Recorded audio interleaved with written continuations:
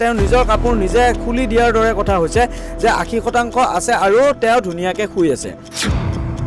তো 18,000 মাজত কিমানজন স্বদেশী কিমানজন বিদেশী, আমিতো বিদেশী এজনো দেখা নাই। তেওঁ যদি বিদেশী দেখি কেনেও শুই আছিলে 9 বছৰ দিন ধৰি, তেতিয়াহ'লে তেওঁ ব্যৰ্থ মুখ্যমন্ত্ৰী এজন বা ব্যৰ্থ চৰকাৰ এইখন।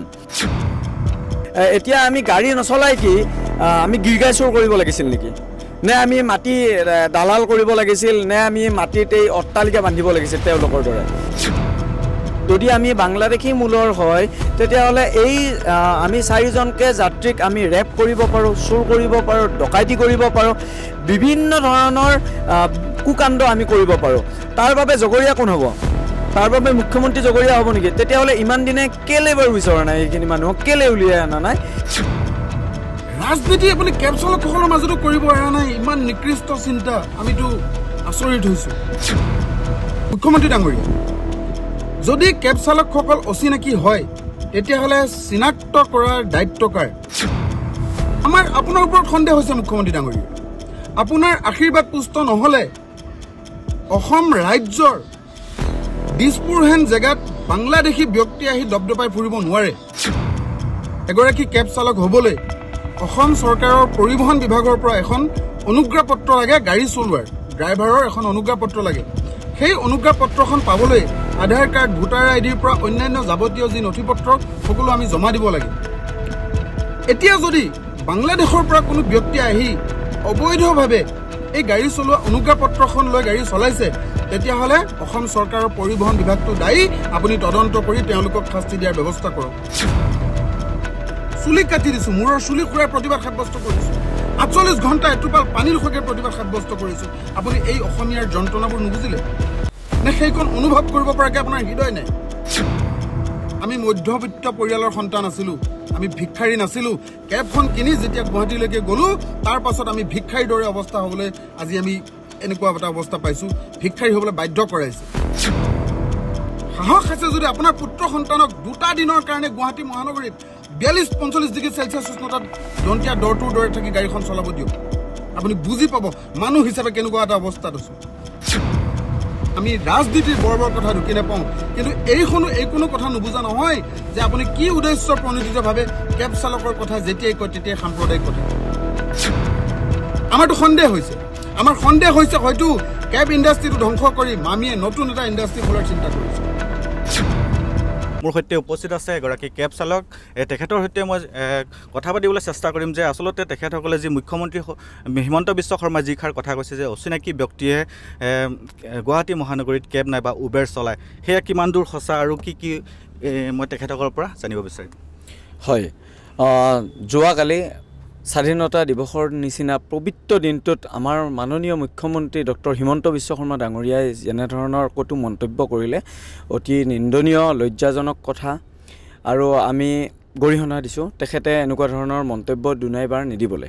এতিয়া কথাটো হ'ল যে যদি তেখেতে 80% দেখিছে মানে অচিনাকি বুলি কৈছে, অচিনাকি বুলি ক'লে আমি সাধাৰণতে বুজি পাওঁ যিসকল লোক বংগমূলীয় লোক বা বিদেশী লোক। এতিয়া বিদেশী লোকে যদি গুৱাহাটী মহানগৰীৰ 80% ভৰি পৰিছে কেবৰ মাজত, তেতিয়াহ'লে এই 80% লোকক চিনাক্তকৰণৰ দায়িত্ব কাৰ হাতত আছিল? আচলতে খুব লক্ষণীয় প্ৰশ্ন। যদি সঁচাকৈ আছে সেইসকলক উলিয়াই আনি তেওঁলোক য'ৰ পৰা আহিছে তালৈকে পঠিওৱাৰ দায়িত্ব আছিল অসম চৰকাৰ তথা মাননীয় মুখ্যমন্ত্ৰীগৰাকীৰ। আৰু তেনেস্থলত তেওঁ মন্তব্যটো কেনেধৰণে দিয়ে, তেওঁ নিজৰ কাপোৰ নিজে খুলি দিয়াৰ দৰে কথা হৈছে যে 80% আছে আৰু তেওঁ ধুনীয়াকৈ শুই আছে। আৰু যদি তেওঁ এই মুছলমান হিন্দু যি এক প্ৰপগেণ্ডা আজি 9 বছৰ দিন ধৰি শুনি আহিছোঁ বিজেপি অহাৰ পৰাই, যদি তেনেধৰণৰ মন্তব্য কৰি তেখেতে 2026 চনৰ নিৰ্বাচনৰ দেৱালখন পাৰ হ'ম বুলি ভাবিছে, তেতিয়াহ'লে সাংঘাতিক ধৰণৰ ভুল এটা সপোন দেখি আছে। আচলতে যদি আমাৰ অসম ৰাজ্যিক চালক সন্থাৰ তৰফৰ পৰা এটা কথা স্পষ্টভাৱে তেওঁক সকীয়াই দিব বিচাৰিছোঁ, আমি জানো কোনসকলে গাড়ী চলাই আছে। 18,000 কেব চালক আছে, তো 18,000 মাজত কিমানজন স্বদেশী কিমানজন বিদেশী, আমিতো বিদেশী এজনো দেখা নাই। তেওঁ যদি বিদেশী দেখি কেনেও শুই আছিলে 9 বছৰ দিন ধৰি, তেতিয়াহ'লে তেওঁ ব্যৰ্থ মুখ্যমন্ত্ৰী এজন বা ব্যৰ্থ চৰকাৰ এইখন। নিবনুৱা সমস্যা সমাধান কৰিব নোৱাৰিলে অসমৰ ৰাইজক দিয়া চুক্তি আখৰে আখৰে তেখেতে পালন কৰিব নোৱাৰিলে আৰু তথাকথিত চৰকাৰখনে এতিয়া আবুল তাবুল বকি পগলাৰ দৰে হৈ গৈছে এতিয়া উপায় নোহোৱা অৱস্থালৈ আহি গৈছে যদি সঁচাকৈ 80% অচিনাকি মানে বাংলাদেশী মূলৰ লোকে গাড়ী চলাই আছে তেতিয়াহ'লে এই যে আমাৰ লগত যে 4জনকে যাত্ৰী কঢ়িয়াই লৈ যাওঁ যদি আমি বাংলাদেশী মূলৰ হয় তেতিয়াহ'লে এই আমি 4জনকে যাত্ৰীক আমি ৰেপ কৰিব পাৰোঁ চুৰ কৰিব পাৰোঁ ডকাইতি কৰিব পাৰোঁ বিভিন্ন ধৰণৰ কুকাণ্ড আমি কৰিব পাৰোঁ তাৰ বাবে জগৰীয়া কোন হ'ব তাৰ বাবে মুখ্যমন্ত্ৰী জগৰীয়া হ'ব নেকি তেতিয়াহ'লে ইমান দিনে কেলে বাৰু বিচৰা নাই এইখিনি মানুহক কেলে উলিয়াই অনা নাই আৰু এনেকৈ অকল নিউজৰ আগত বা যিকোনো নিৰ্বাচন অহাৰ আগে আগে সভাবিলাকত ভাষণ দিলেই নহ'ব হাতে কামে কৰি দেখুৱাওক আৰু যদি আপুনি নোৱাৰে বাছি উলিয়াব তেতিয়াহ'লে আমাক সেই ক্ষমতাখিনি দিয়ক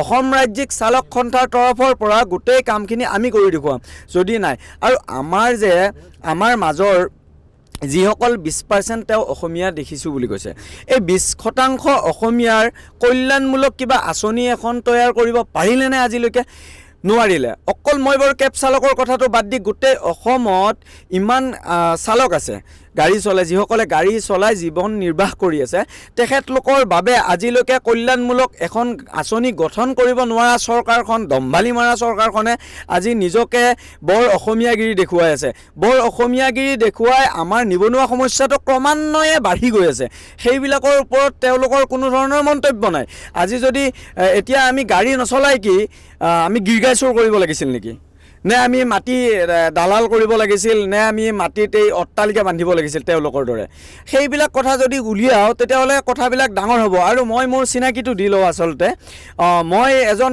খিলঞ্জীয়া মুছলমান ধৰ্ম হিচাপে মই ইছলাম ধৰ্মত বিশ্বাস কৰোঁ আৰু জাতি হিচাপে মই এজন অসমীয়া ল'ৰা মোৰ নাম হৈছে আব্দুল কাদিৰ মোৰ দেউতাৰ নাম হৈছে আব্দুৰ ৰহমান মোৰ ককাৰ নাম হৈছে ৰোশন তালেব আলী মোৰ আজু ককাৰ নাম হৈছে জজা ঠাকুৰীয়া তেখেতৰ দেউতাকৰ নাম হৈছে শম্ভু ঠাকুৰীয়া মানে আমি হিন্দু সম্প্ৰদায়ৰ লোক আছিলোঁ কালক্ৰমত আমি কনভাৰ্ট হ'লোঁ ইছলাম ধৰ্মত এতিয়া মই কি অচিনাকি হ'লোঁ তেখেতৰ মতে তেখেতে আজি আলী আহমেদ হক দেখিলেই মানে বাংলাদেশী বা অচিনাকি বিদেশী দেখে আচলতে বিদেশী কোন স্বদেশী কোন তেখেতে নাজানে তেখেতৰ ইতিহাসৰ ক্ষেত্ৰত তেখেত অকণমান মই ভাবোঁ যে দুৰ্বল আছে ইতিহাস ভালকৈ পঢ়া নাই নে কি নাজানো তেখেতে পঢ়ক আমি আহ্বান জনাইছোঁ তেখেতে ভালকৈ ইতিহাস পঢ়ক আৰু এনেধৰণৰ মন্তব্য নিদিব আমাৰ বহুত কষ্টত আমি জীয়াই আছোঁ মহাশয় আপুনি 22 জুলাই তাৰিখে আমি চুলি মুণ্ডন কৰি প্ৰতিবাদ সাব্যস্ত কৰিছিলোঁ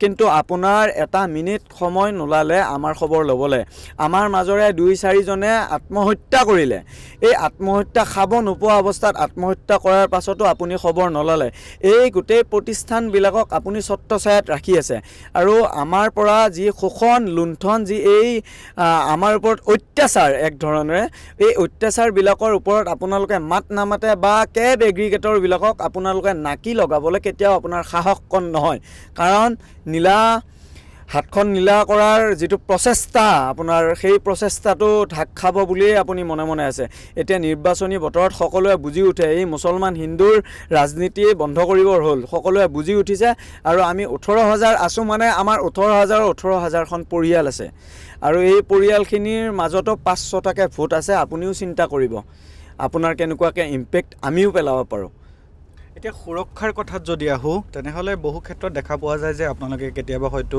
যাত্ৰীৰ পৰা শাৰীৰিকভাৱে হওক মানসিকভাৱে তেনেধৰণৰ লাঞ্ছিত হ'ব লগা নাই বা আপুনি তাৰে নিৰ্যাতন হ'ব লগা হয় সেই ক্ষেত্ৰত অসম চৰকাৰখনে নাইবা প্ৰশাসনে কেনেধৰণৰ আপোনালোকৰ সুৰক্ষা ব্যৱস্থাটোত কি ধৰণৰ মানে কি পৰিকল্পনা কৰিব পাৰি কিবা ব্যৱস্থা গ্ৰহণ কৰিব তেনেকুৱা আশা কৰে নেকি চৰকাৰৰ ফালৰ পৰা আচলতে এই চৰকাৰখনক আমি চিঞৰি কথাখিনিহে ক'ব পাৰোঁ আজিলৈকে একো নাপালোঁ তেওঁলোকৰ পৰা কোনো ধৰণৰ উত্তৰেই নাপাওঁ তেওঁলোকৰ পৰিবহণ বিভাগ এটা দায়িত্বশীল বিভাগ হিচাপে আমি জানো কিন্তু ফুপুলা স্বৰূপটোহে বাৰে বাৰে দেখাব আচলতে যাত্ৰীৰ মাজত কেতিয়াবা আমাৰ সংঘাত হ'লে আমাৰ চালকৰ কথা একেবাৰে নুশুনে চিধাই মাতি নিকেনে আমাক জৰিমনা বিহা হয় আৰু আপুনি আজিতো আমি য'ত ত'ত যাত্ৰী এজন নমাব নোৱাৰোঁ এইকাৰণে নমোৱাৰ লগে লগেই পুলিচ বা প্ৰশাসন বিভাগটোৱে আহি পাৰ্কিঙৰ পাৰ্কিঙৰ সমস্যাৰ কথাটো পুটুককৈ আহি ফটোখন মাৰিব, তেখেতে বুজি নাপায়, এবাৰলৈ চিন্তা নকৰে। এখন ফটো মাৰোঁতে তেওঁৰ 1 ছেকেণ্ড সময় লাগে, কিন্তু আমাৰ 2000 টকা লাগে, যিটো গোটাওঁতে আমাৰ 3 দিন লাগি যায় 2000 টকা এটা গোটাওঁতে। আমি খাব নোপোৱা অৱস্থাত আছোঁ, তাত যদি আমি কৰ কাটল দি কেনে গাড়ীখন চলোৱাৰ উপৰিও ইমান যদি আমাক এনেধৰণে মাধমাৰ দিয়ে, তেতিয়াহ'লে তেওঁলোকে আমাৰ শিক্ষা অনুসৰি বা শিক্ষাৰ মতে আমাক নিৰ্দিষ্ট কিবা কামত এংগেজ কৰাই দিয়ক। শিক্ষা অনুসৰি পাৰিবনে? নোৱাৰে। আমি স্বাৱলম্বী হ'ম বুলি ভাবি গাঁৱৰ পৰা এটা সময়ত ঢাপলি মেলিছিলোঁ আমি সকলোৱে। তো কম বেছি পৰিমাণে আমাৰ 60% হাইলি এডুকেটেড আমাৰ চালকখিনি। তো বাকীখিনিৰ কথা মই ক'বলৈ নাযাওঁ, এইখিনিকে আপুনি শিক্ষা অনুসৰি দিয়কচোন। আপোনাৰ দম চাওঁ, এই দম্ভালি মাৰা চৰকাৰখনৰ এনেকৈ দক্ষ অকল নিউজৰ আগত দেখাই থাকিলেই নহ'ব, হাতে কামে কৰি দেখাওকচোন আপুনি, তেতিয়াহে গম পাম। এতিয়া হিমন্ত বিশ্ব শৰ্মাৰ কালিৰ যিটো প্ৰসংগ আছিলে, যিটো অচিনাকি ব্যক্তিৰ কথাটো ক'বলৈ আহিছোঁ, যে তেখেতে কৈছে অচিনাকি ব্যক্তিসকল ইয়াতে কেব হওক উবেৰ হওক চলাই আছে, কিন্তু সেইসমূহক অনুজ্ঞাপত্ৰ দিয়াটোত চৰকাৰ পৰিবহণ বিভাগটো চৰকাৰৰ বিভাগ পৰিবহণ বিভাগটো, কিন্তু সেই অনুজ্ঞাপত্ৰ তেখেতসকলে যদি লাভ কৰিছে, ক'ৰবাত নহয় ক'ৰবাত পৰিবহণ বিভাগটোত তাত দায়ী। তাৰ বাবে জগৰীয়া পৰিবহণ বিভাগ, অসম চৰকাৰ আৰু মুখ্যমন্ত্ৰীও বিফল। কাৰণ বাংলাদেশী মূলৰ লোক এজনে, আমি এখন সাধাৰণ জ্ঞানৰ কথা, আমি এখন গাড়ী ক্ৰয় কৰোঁতে তাত Aadhaar card, pan card, voter ID, bank passbook দিবলগীয়া হয়, আৰু গাড়ীখন চলাবলৈ হ'লে আমাক লাইচেন্সৰ প্ৰয়োজন হয়। এইখিনি বস্তু আমি পৰিবহণ বিভাগৰ পৰাই লওঁ বা অন্যান্য বিয়াগুম বিভাগবিলাকৰ পৰাই লওঁ, যেনেকৈ ভোটাৰ কাৰ্ডখনেই হওক, আধাৰ কাৰ্ডখনেই হওক, পেন কাৰ্ডখনেই হওক। যদি আমি বাংলাদেশী মূলৰ লোক হওঁ, তেতিয়াহ'লে কেনেকৈ আমাক এইখিনি প্ৰভাইড কৰিলে? এইটো খুব ডাঙৰ এটা প্ৰশ্ন আচলতে চাব গ'লে। তাৰমানে বাংলাদেশী মূলৰ লোকখিনিক ৰাখিয়েই চৰকাৰখন চলি আছে নেকি? মানে বাংলাদেশী বুলি কৈ তেওঁলোকে ইমানখিনি চাৰ্টিফিকেট কেনেকৈ বাৰু প্ৰভাইড কৰিলে আমাক? আৰু এইটো বহুত ডাঙৰ কথা দেই। আজি যাত্ৰীসকল কিন্তু সুৰক্ষিত নহয়। যদি এনেধৰণৰ কথাটো সত্য হয়, হিমন্ত বিশ্ব শৰ্মা ডাঙৰীয়াই কোৱা কথাটো যদি সত্য হয়, তেতিয়াহ'লে যাত্ৰীসকলে বাংলাদেশীৰ গাড়ীত উঠি গৈ আছে বা বিদেশী মানুহৰ গাড়ীত উঠি গৈ আছে, যদি কাইলৈ কিবা এটা ঘটনা কৰি দিয়ে, তেতিয়াহ'লে তাৰ বাবে জগৰীয়া সম্পূৰ্ণ মুখ্যমন্ত্ৰী ডাঙৰীয়া, আমাৰ প্ৰশাসন বিভাগটো জগৰীয়া হ'ব, কাৰণ তেওঁলোক দেখি নহয়, বিদেশী মানুহ। তো তাৰ বাবে তেওঁলোকক কৰায়ত্ব কৰিব লাগে প্ৰথম সেই প্ৰশাসন বিভাগটোক, তাৰপিছতে প্ৰশ্ন কৰিব লাগে, টানি আনিব লাগে পৰিবহণ বিভাগক কেনেকৈ গাড়ী কিনিব পালে।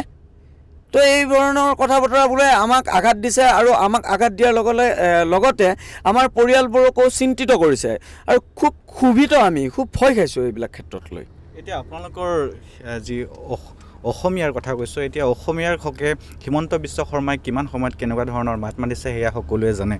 এতিয়া আপোনালোকৰ যিহেতু অত বছৰে আপোনালোকে এই সেৱাৰ লগতে জড়িত হৈ আছে, আপোনালোকৰো হয়তো ক'ৰবাত বীমা হওক নাইবা আপোনালোকৰ যি পেঞ্চন, তেনেকুৱা ধৰণৰ কিবা ব্যৱস্থা কৰি দিয়াটো চৰকাৰে বিচাৰে নেকি? হয়, আমাৰ দাবী আগতে এইবিলাক ধৰণৰ বহুত দাবী আছিল, কিন্তু এটা দাবীও তেখেতলোকে নুশুনিলে আমাৰ।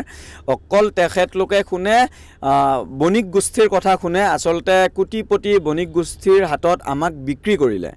আৰু আমাৰ হৈ এতিয়া মাত মতা কোনো এজন আমি বিধায়ক হওক, মন্ত্ৰী হওক বা মুখ্যমন্ত্ৰীয়ে হওক, তেখেতলোকে আমাৰ হৈ মাত মাতা নুশুনিলোঁ। আজিলৈকে আমাৰ কাৰোবাৰ কিবা হ'লে কোনো ধৰণৰ বীমাই হওক বা এককালীন কিবা সাহায্যই দিয়া আজিলৈকে দেখি পোৱা নাইগৈ। কিন্তু বিভিন্ন ক্ষেত্ৰত তেওঁ আঁচনিৰ ওপৰত আঁচনি ঘোষণা কৰে, যেনেধৰণৰ অৰুণোদয় কিবা কিবি এনেকুৱা ধৰণৰ যিমান আঁচনি, লাখপতি বাইদেউ, কোটিপতি বাইদেউ, এইবিলাকৰ বাৰু আমি বাইদেউত নপৰোঁ, এইবিলাকতো আমাৰ নায়েই, কিন্তু আমাক নালাগে। আমি কৈছোঁ যে আমাক বাৰু BPLত অন্তৰ্ভুক্ত নকৰিলেও হ'ল, আমি হিতাধিকাৰী হ'বলৈ চেষ্টা কৰা নাই, আমি স্বাৱলম্বী হ'ব বিচাৰিছোঁ। আমি যদি শিক্ষিত যুৱক হৈ কেনে ওলাই আহি ইন ফিউচাৰৰ বিষয়ে চিন্তা কৰি আমি কিবা এটা কৰিব বিচাৰিছোঁ, আমাৰ দ্বাৰাই আপুনি চাওক অৰ্থনীতি, ভাৰতৰ অৰ্থনীতি ব্যৱস্থাটোত এই চালক সমাজখনে বা গাড়ীৰ মালিক সন্থাই ইমানখিনি কৰকাটল দি কেনে গাড়ীখন ৰাস্তাত চলাই আছে, সেই কৰকাটলখিনি অৰ্থনীতি ব্যৱস্থা বহুত ওপৰত ৰাখি আছে। যদি আমি গুটকা আৰু মদৰ বাহিৰে তাৰ পিছতে চাব যাওঁ, তেতিয়াহ'লে আমাৰ এই চালক সমাজখনেই দি আছে। তো তেনে ক্ষেত্ৰত আমাৰ মানে হিতৰ বাবে কাম কৰা এখন চৰকাৰক একেবাৰে দেখা নাই, মাত্ৰ মুখতে দম্ভালি মৰা এখন চৰকাৰ। আচ্ছা, ইয়াৰ পিছত যদি এতিয়া মুখ্যমন্ত্ৰীয়ে সেইখিনি ব্যৱস্থা যদি গ্ৰহণ নকৰে, তেখেতে যিটো মন্তব্য আগবঢ়ালে তেখেতে সেইখিনি যদি ব্যৱস্থা তেখেতসকলৰ এগেইনষ্টত যদি কোনো ব্যৱস্থা গ্ৰহণ নকৰে, তেনেহ'লে আপোনালোকৰো হয়তো ভৱিষ্যতত সেয়া এটা বিপদৰ সন্মুখীন হোৱাৰ সম্ভাৱনা আছে। তেনে ক্ষেত্ৰত আপোনালোকে মুখ্যমন্ত্ৰী হিমন্ত বিশ্ব শৰ্মালৈ কি আহ্বান জনাব? আহ্বান আমাৰ এটাই, যদি তেখেতে এনেই সপোন দেখি কথাষাৰ কোৱা নাছিলে, যদি সত্যকে 80জনকৈ আছে তেতিয়াহ'লে সেই 80জনক উলিয়াই কেনে অনতি পলমে গ্ৰেপ্তাৰ কৰি তেখেতলোকক যথাযথভাৱে যিটো ব্যৱস্থা কৰি আমাৰ দেশৰ পৰা ভাৰতখনৰ পৰা বাহিৰ কৰিব লাগে তাৰ বাবে তেখেতে কাম কৰক। আৰু যদি নাই তেতিয়াহ'লে এইবিলাক আবুল তাবুল বকা বন্ধ কৰিব লাগে। আৰু যদি এনেকৈ 80% যদি বেয়া কাম কৰে তেতিয়াহ'লে আমিও সোমাম। সেইকাৰণে তেখেতে অনতি পলমে এই কামবিলাক কৰক বুলি আমি আহ্বান জনাইছোঁ আৰু তেখেতক অনুৰোধ জনাইছোঁ, আমাৰ হিতৰ বাবে কাম কৰক। চালক সমাজখন জীয়াই থাকিব বিচাৰে, মূৰ তুলি থিয় দি থাকিব বিচাৰে, আমাক মূৰ তুলি থিয় দি থাকিবলৈ দিয়ক। আৰু অসম ৰাজ্যিক চালক সন্থাৰ তৰফৰ পৰা তেখেতক এটা কথা আমি বাৰে বাৰে কৈ আছোঁ যে আমাক অন্তত জীয়াই থাকিবলৈ এজন মানুহৰ ফাণ্ডামেণ্টেল ৰাইটছ যিমানখিনি আছে সেইখিনিৰ ওপৰত কাম কৰক। আৰু আমাৰ চালক সমাজৰ গৰিমা এনেকৈ লাঘৱ কৰিবলৈ তেখেতক আমি অনুৰোধ কৰিছোঁ, লাঘৱ নকৰিবলৈ। আৰু দ্বিতীয়বাৰ যাতে এনেধৰণৰ কথা বতৰাবোৰ নকয়। আৰু আচলতে তেখেতৰ মুখত এনেধৰণৰ দক্ষ মুখ্যমন্ত্ৰী এজনৰ মুখত এনেধৰণৰ কথা শোভা নাপায়। বৰ বেয়া লাগিছে কথাখিনি শুনি। আৰু বিশেষকৈ ভয়ো লাগিছে, যদি কাইলৈ কিবা এটা কাণ্ড হয় এই কথাষাৰক লৈ তাৰ বাবে জগৰীয়া কোন হ'ব? যদি কোনোবাই আমাৰ অসমীয়া ল'ৰাই যদি গুৱাহাটীৰ কোনোবা প্ৰান্তত ৰাতি ভাড়া এটা লৈ যোৱাৰ পিছত অচিনাকি বুলি তেওঁৰ কথাষাৰৰ প্ৰৰচনাত পৰি যদি মাৰ ধৰ কৰে, তাৰ বাবে জগৰীয়া মুখ্যমন্ত্ৰীজন হ'বনে? তেখেতক প্ৰশ্ন পোনপটীয়াভাৱে মোৰ ফালৰ পৰা, অসম ৰাজ্যিক চালক সন্থাৰ পৰা। যোৱাকালি মুখ্যমন্ত্ৰী ডাঙৰীয়াই যিটো বক্তব্য আগবঢ়ালে আমি অত্যন্ত মৰ্মাহত হৈছোঁ, আমি লাজ পাইছোঁ। কেৱল আমিয়ে নহয়, আমাৰ পৰিয়ালৰ সকলো মানুহে লাজ পাইছে। কেব চালকসকল অচিনাকি বুলি যিটো শব্দ কৈছে, এই অচিনাকি শব্দটো কি উদ্দেশ্যত কৈছে এয়া অসমৰ সৰ্বসাধাৰণ ৰাইজে বুজি পাইছে। ৰাইজটো বুৰ্বক নহয়, ৰাইজে স্পষ্ট কৰিছে এই কথাটো যে মুখ্যমন্ত্ৰী ডাঙৰীয়াই মুছলমান সম্প্ৰদায়ৰ ব্যক্তিসকলক টাৰ্গেট কৰিছে, তেওঁলোকক উদ্দেশ্যে এনেধৰণৰ মন্তব্য আগবঢ়াইছে। কাৰণ ইয়াৰ কিছুদিনৰ পূৰ্বেও একেগৰাকী মুখ্যমন্ত্ৰীয়ে আমাৰ কেব চালকসকলৰ মাজত বিশেষ সম্প্ৰদায়ৰ গৰিষ্ঠ সংখ্যক ব্যক্তি আছে বুলি তেওঁ কৈ থৈ দিছে। এতিয়া কথা হ'ল কি, মুখ্যমন্ত্ৰী ডাঙৰীয়াৰ মুখত যেতিয়াই কেব চালকৰ বিষয়টো উপস্থাপন হৈছে তেতিয়াই কেৱল মাত্ৰ সাম্প্ৰদায়িক কথা বতৰা আৰম্ভ হৈছে। তেওঁ কোনোদিনাখন কেব চালকৰ সমস্যাক লৈ চিন্তা কৰা নাই, ইয়াৰ সমাধানৰ কাৰণে ব্যৱস্থাও কৰা নাই। শ্ৰদ্ধাৰ মুখ্যমন্ত্ৰী ডাঙৰীয়ালৈ আমাৰ কেইটামান প্ৰশ্ন আছে। মুখ্যমন্ত্ৰী ডাঙৰীয়া, যদি কেব চালকসকল অচিনাকি হয় তেতিয়াহ'লে চিনাক্ত কৰাৰ দায়িত্ব কাৰ? আপুনি জানিব যে এগৰাকী কেব চালক হ'বলৈ অসম চৰকাৰৰ পৰিবহণ বিভাগৰ পৰা এখন অনুজ্ঞাপত্ৰ লাগে, গাড়ী চলোৱাৰ ড্ৰাইভাৰৰ এখন অনুজ্ঞাপত্ৰ লাগে। সেই অনুজ্ঞাপত্ৰখন পাবলৈ আধাৰ কাৰ্ড, ভোটাৰ আইডিৰ পৰা অন্যান্য যাৱতীয় যি নথিপত্ৰ সকলো আমি জমা দিব লাগে। এতিয়া যদি বাংলাদেশৰ পৰা কোনো ব্যক্তি আহি অবৈধভাৱে এই গাড়ী চলোৱা অনুজ্ঞাপত্ৰখন লৈ গাড়ী চলাইছে তেতিয়াহ'লে অসম চৰকাৰৰ পৰিবহণ বিভাগটো দায়ী। আপুনি তদন্ত কৰি তেওঁলোকক শাস্তি দিয়াৰ ব্যৱস্থা কৰক। আপোনাৰ ওপৰত সন্দেহ হৈছে মুখ্যমন্ত্ৰী ডাঙৰীয়া, আপোনাৰ আশীৰ্বাদ পুষ্ট নহ'লে অসম ৰাজ্যৰ দিছপুৰ হেন জেগাত বাংলাদেশী ব্যক্তি আহি দপদপাই ফুৰিব নোৱাৰে। ৰাজনীতি আপুনি কেব চালকসকলৰ মাজতো কৰিব এৰা নাই, ইমান নিকৃষ্ট চিন্তা, আমিতো আচৰিত হৈছোঁ। আজি দীৰ্ঘদিনে কেব চালকসকলে আন্দোলন কৰিছে, প্ৰতিবাদ কৰিছে। আমাৰ যন্ত্ৰণা, আমাৰ আৰ্তনাদৰ ভাষা আপুনি শুনা নাই, বুজি পোৱা নাই। কিন্তু যেতিয়াই আপুনি কথা কৈছে তেতিয়াই কেৱল মাত্ৰ আক্ৰমণমূলকভাৱে আমাক সমাজৰ আগত হেয় প্ৰতিপন্ন কৰাবৰ কাৰণে, আমাক মানসিকভাৱে আপুনি ভাগি পেলাবৰ কাৰণে কথা কৈছে। আমি এখন দেশৰ নাগৰিক, এখন দেশৰ সন্তান, এখন ৰাজ্যৰ সন্তান। একোখনকৈ বাহন কিনি আজি আমি গুৱাহাটীৰ ৰাজপথত চলি আছো, চলাব নোৱাৰা অৱস্থা। অলা, উবেৰ, ৰেপিড' আদি প্ৰতিষ্ঠান আমাক শোষণ কৰিছে। আপুনি নীৰৱ দৰ্শক হৈ চাইছে। কৰিছে কি? কেৱল মাত্ৰ সাম্প্ৰদায়িক বিষবাষ্প বিয়পাবলৈ আপুনি চেষ্টা কৰিছে। আমাৰ মাজত যি ঐক্য আছে, আমাৰ মাজত যি মিলা প্ৰীতি আছে, এইটোক ভাগ ভাগ কৰিবলৈ, আমাক দুৰ্বল কৰাবলৈ চেষ্টা কৰিছে। দায়িত্ব আপোনাৰ, দায়িত্ব কেৱল আপোনাৰ। আপুনি অসমৰ সৰ্বোচ্চ দায়িত্বত থাকোঁতে আপুনি মুৰব্বী হৈ থকাৰ অৱস্থাত গৰিষ্ঠ সংখ্যকে কেনেকৈ দিছপুৰৰ নিচিনা জেগাত গাড়ী চলাবলৈ সুবিধা পালে? এই প্ৰশ্নটো আপুনি পোনপটীয়াকৈ উত্তৰ দিয়ক। দ্বিতীয় কথাটো, যদি বাংলাদেশী মূলৰ কোনো ব্যক্তি আহি গাড়ী চলাইছে তেওঁলোকক পানিশমেণ্ট কিয় কৰা নাই আমাক ভাতে মাৰাৰ সিদ্ধান্ত কিয় লৈছে তাৰ মানে চৰকাৰখনৰ অজ্ঞাতে আহি এই ব্যক্তিসকলে অনুজ্ঞাপত্ৰ লৈতো গাড়ী চলাব পৰা নাই বিভাগীয় তদন্তৰ প্ৰয়োজন আছে ৰাজনীতি ইমান তলত কৰিব নাপায় যিটো সৰ্বসাধাৰণ মানুহ অতিষ্ঠ হয় আমি অতিষ্ঠ হৈছো আমি কষ্ট পাইছো আজি আপোনালৈ আমাৰ এটা প্ৰশ্ন আপুনি চিনাকি ব্যক্তিসকলক সুৰক্ষিত কৰিবৰ কাৰণে আজি তাৰিখলৈকে কি ব্যৱস্থা কৰিলে কেব চালকসকলৰ স্বাস্থ্য বীমা নহল কেব চালকসকলৰ জীৱন নিশ্চিত নিৰাপত্তাৰ কাৰণে আপুনি ব্যৱস্থা নললে কোনো এটা আঁচনি প্ৰণয়ন নকৰিলে কেৱল মাত্ৰ নতুন আইন প্ৰণয়ন কৰি আপোনাৰ ডিপাৰ্টমেণ্টে আমাক পূজা কৰিছে আমাক ভিক্ষাৰী হ'বলৈ বাধ্য কৰাইছে আমি হতাশাত ভুগিছো মুখ্যমন্ত্ৰী ডাঙৰীয়া হয় বাংলাদেশী মূলৰ যদি ব্যক্তি আছে আপুনি চিনাক্ত কৰক তেওঁলোকক বহিষ্কাৰ কৰক ব্যৱস্থা গ্ৰহণ কৰক আমি সহযোগিতা আগবঢ়াম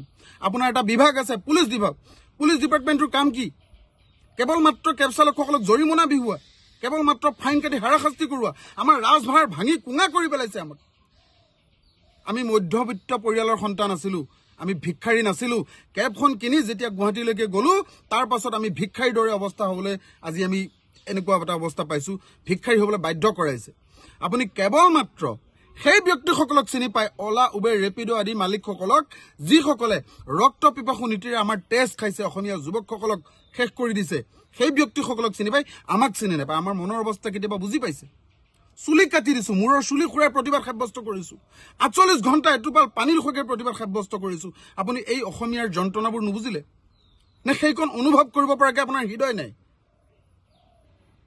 সাহস আছে যদি আপোনাৰ পুত্ৰ সন্তানক ২টা দিনৰ কাৰণে গুৱাহাটী মহানগৰীত ৪২-৪৫ ডিগ্ৰী চেলছিয়াছ উষ্ণতাত দন্তীয়া দৰটোৰ দৰে থাকি গাড়ীখন চলাব দিয়ক আপুনি বুজি পাব মানুহ হিচাপে কেনেকুৱা এটা অৱস্থাত আছো আমি চাকৰি বাকৰি বিচৰা নাই আমি এটা আৰামদায়ক জীৱন বিচৰা নাই শ্ৰম কৰি সঠিক পাৰিশ্ৰমিক পাব লাগে তাৰ পৰা বঞ্চিত হৈছো সেয়া বিচাৰিছো সেয়া আপোনাৰ দায়িত্ব আৰু কৰ্তব্য এই অসমীয়া যুৱকসকলক আপুনি এটা ভাল ব্যৱস্থা কৰি দিয়াটো কিন্তু সেইবোৰকে নকৰি কেৱল মাত্ৰ সাম্প্ৰদায়িক কথাৰে আমাক ভাগ বিভাজন কৰিবলৈ চেষ্টা কৰি আছে এই অত্যন্ত নিন্দনীয় আৰু ঘৃণনীয় ইমান নিকৃষ্ট ৰাজনীতি কৰিব নাপায় সৰু মানুহ হিচাপে আজি আপোনাক আমি কৈছো আমি ৰাজনীতিৰ বৰ কথা ঢুকি নাপাওঁ কিন্তু এই কোনো কথা নুবুজা নহয় যে আপুনি কি উদ্দেশ্য প্ৰণোদিতভাৱে কেব চালকৰ কথা যেতিয়াই কয় তেতিয়াই সাম্প্ৰদায়িক কথা কয় আমাৰতো সন্দেহ হৈছে হয়তো কেব ইণ্ডাষ্ট্ৰিটো ধ্বংস কৰি মামীয়ে নতুন এটা ইণ্ডাষ্ট্ৰি খোলাৰ চিন্তা কৰিছে পত্নীক সন্তুষ্ট কৰিবৰ কাৰণে কেব চালকসকলক জনমানসত হেয় প্ৰতিপন্ন কৰি লাহে লাহে এই ইণ্ডাষ্ট্ৰিটো আপুনি নাইকিয়া কৰিব বিচাৰিছে অলা উবেৰকটো আপুনি একো কৰিব নোৱাৰে কাৰণ বৃহৎ অংকৰ বুজাবুজি হৈছে অলা উবেৰ ৰেপিডো আদি প্ৰতিষ্ঠান আৰু মুখ্যমন্ত্ৰী হিমন্ত বিশ্ব শৰ্মা ডাঙৰীয়াৰ লগত নহলে তেওঁলোকে ইমান অন্যায় কৰিছে তাৰ পাছতো তেওঁলোকক অসমলৈ চুচুৰাই আনি আপোনালোকে পানিশমেণ্ট কৰিবলৈ সাহস নকৰিল তেওঁলোকক বন্ধ কৰাই দিব নোৱাৰিলে চাওক চুবুৰীয়া ৰাজ্য মেঘালয়ত এই এগ্ৰিগেটৰসকল যাব পৰা নাই কাৰণ তাৰে মুখ্যমন্ত্ৰীগৰাকী দায়বদ্ধ সেই শ্ৰমিকসকলৰ প্ৰতি থলুৱা শ্ৰমিকসকলৰ প্ৰতি থলুৱা চালকসকলৰ প্ৰতি মেঘালয়ৰ মুখ্যমন্ত্ৰী দায়বদ্ধ দায়িত্ব আছে তেজ খাবলৈ অনুমতি দিয়া নাই যিদৰে আপুনি অসমত অসমীয়া ভূমিপুত্ৰসকলক অলা উবেৰ এগ্ৰিগেটৰক লগাই তেজ খাবলৈ আপুনি অনুমতি দিছে গতিকে মুখ্যমন্ত্ৰী ডাঙৰীয়া আমাৰ স্পষ্ট কথা শেষবাৰৰ কাৰণে অনুৰোধ কৰিছো আমাৰ মাজত যদি বংগমূলীয় মুছলমান ব্যক্তি আহি ভুৱা অনুজ্ঞাপত্ৰ লৈ গাড়ী চলাইছে তেতিয়াহ'লে তেওঁলোকক ধৰক চিনাক্ত কৰক ব্যৱস্থা গ্ৰহণ কৰক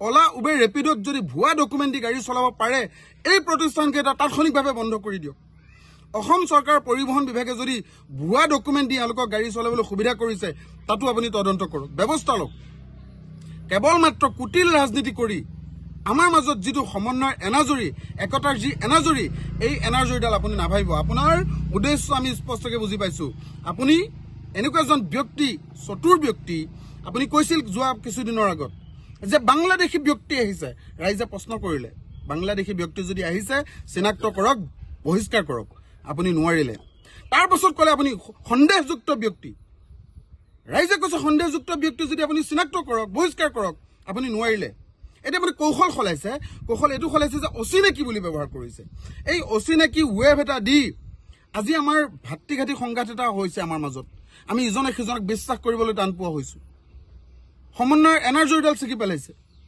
আমাৰ মাজত বিশ্বাসৰ এটা ডিফাৰেন্স আহিছে গেপ আহিছে আমি ইজনে সিজনক বিশ্বাসত ল'বলৈ টান পোৱা হৈছো কেব চালক সমাজখনেও আপোনাৰ কুটিল ৰাজনীতিৰ পৰা সাৰি যাব পৰা নাই। ধিক্কাৰ দিছো আপোনাক। নাপায় একোখন বাণিজ্যিক বাহন কৰিবলৈ গাঁৱৰ পৰা যোৱা এজন চালকে কি অৱস্থাত তেওঁ গোটৰ পৰা লৈছে, খুদত লৈছে, এখন সৰু বৰ বাহন ক্ৰয় কৰিছে, তাৰ পাছত তেওঁ গুৱাহাটীত চলাব গৈছে আৰু সেই চালকজন আজি ধাৰত পুত গৈ আছে। তেনেকুৱা 18-20 হাজাৰ চালকৰ আজি অসহায় অৱস্থা আপোনাৰ চকুত পৰা নাই। আপোনাৰ চকুত পৰিছে কেৱল হিন্দু আৰু মুছলমান। আপুনি কৰক, ৰাজনীতিৰ আওতাত থাকি আপুনি হিন্দু মুছলমানৰ সাম্প্ৰদায়িক ৰাজনীতি কৰি থাকক। আমি সৰু মানুহ এইবোৰ কথা বুজি নাপাওঁ, কিন্তু স্বাভিমানেৰে জীয়াই থাকিব বিচৰা আমাৰ দৰে হাজাৰ হাজাৰ চালকক সুৰক্ষিত কৰাৰ দায়িত্বকাৰ আপোনাৰ নে আমাৰ? নে আমি হাতে হাতে দা কোঠা লৈ দাড়ি টুপি লুঙি পিন্ধা মানুহ বিচাৰি থাকিব লাগিব? গাড়ী চলোৱা বাদ দি দিওঁ, পুলিচক যিটো দৰমহা লৈ আছে আমাৰ চালকসকলক দিয়ক। কালি পবিত্ৰ দিনটোতে অৰ্থাৎ স্বাধীনতা দিৱসৰ দিনাখনে মুখ্যমন্ত্ৰী মহোদয় যিটো ক'লে যে অলা উবেৰ চলোৱা 80% অচিনাকি। গতিকে আমি কোনো অচিনাকি নহয়, আমি অসমৰ গৰ্ভৰ সন্তান হয়, আমি অসমীয়া কেব চালক হয়। যদি 80% কেব চালক অচিনাকি হয়, তেতিয়াহ'লে এওঁলোকৰ কাগজ পাতি কোনে যোগান ধৰিলে? পৰিবহণ বিভাগে লাইচেন্সখন দিছে, আধাৰ কাৰ্ড অফিচে আধাৰ দিছে, পান কাৰ্ড অফিচে পান কাৰ্ডখন দিছে, তেওঁলোকৰ আনকি ৰেচন কাৰ্ডো আছে। এইবোৰ কোনে দিছে? এইবোৰ দিয়াত কোনে গাফিলতি কৰিছে? আমিও বিচাৰোঁ যে অচিনাকি মানুহ কেব নচলক, কাৰণ অচিনাকি বা সন্দেহজনক মানুহে গাড়ী চলালে যাত্ৰীৰ সুৰক্ষাৰ ওপৰত কথা আহে। গতিকে মহোদয় কিবা কৰাৰ আগতে চিন্তা কৰিব। আমি কোনোপধ্যে অচিনাকি নহয়, আৰু যদি অচিনাকি মানুহ আছে তেতিয়াহ'লে আপুনি পুংখানুপুংভাৱে বিচাৰ কৰক, আৰু এওঁলোকক কোনে লাইচেন্স, আধাৰ কাৰ্ড, পান কাৰ্ড কেনেদৰে পালে, কিয় পালে, বা কোনটো মানুহ থ্ৰু দি পালে, এইবোৰ বিচাৰ কৰক। গতিকে বেছি নকওঁ, আমি অসম ৰাজ্যিক চালক সন্থাৰ ফালৰ পৰা তীব্ৰ গৰিহণা দিছোঁ আৰু ক্ষোভ প্ৰকাশ কৰিছোঁ। ধন্যবাদ।